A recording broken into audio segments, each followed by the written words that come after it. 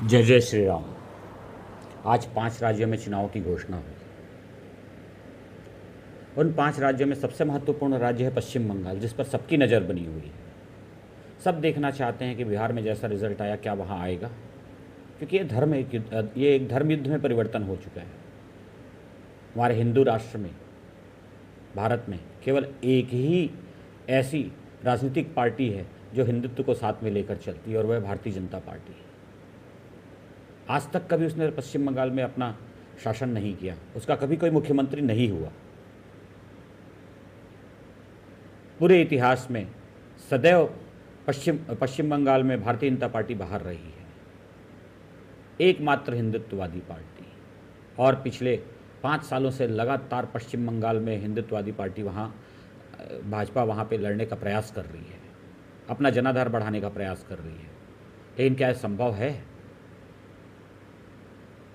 क्योंकि अगर आकलन किया जाए तो क्योंकि जिस तरीके का आंकड़ा है, बिल्कुल नहीं लगता कि वहाँ पश्चिम बंगाल में हमारी सरकार बन पाएगी, भारतीय जनता पार्टी की सरकार बन पाएगी। क्यों? क्योंकि पिछले चुनाव में 75% मुस्लिमों ने एकमात्र टीएमसी को वोट दिया था, जो वजह थी उनके जीतने की। लेकिन क्या इस बार 75% हिंदू भारतीय जनता पार्टी को वोट देंगे?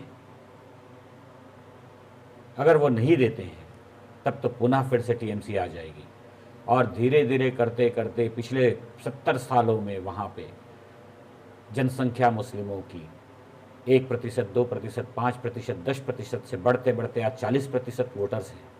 40% वोटर्स आज तय करते हैं कि वहाँ पे किसका शासन होगा।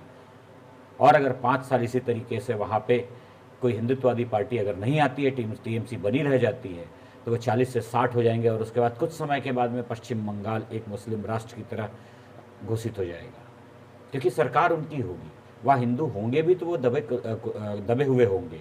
जिस तरीके से बांग्लादेश में हिंदुओं पर अत्याचार होता है, उसी तरीके की घटनाएं होंगी। हमने नवाखली देख लिया, हमने मुर्शिदाबाद देख लिया, मुर्शिदाबाद के कई गाँव ऐसे हमने देख लिए जहाँ पे लड़की का अपहरण कर लिया जाता है, और वहाँ पे वो जाके एफआईआर दर्ज नहीं करा सकते। इसके लिए शासन में परिवर्तन आवश्यक है। अब देखना यह है कि क्या पश्चिम बंगाल के हिंदू एक होंगे? क्या पश्चिम बंगाल के हिंदू एकजुट होकर एक हिंदुत्ववादी पार्टी को वोट करेंगे? 75% नहीं, 100% हिंदू एकजुट होकर क्या वोट करेंगे?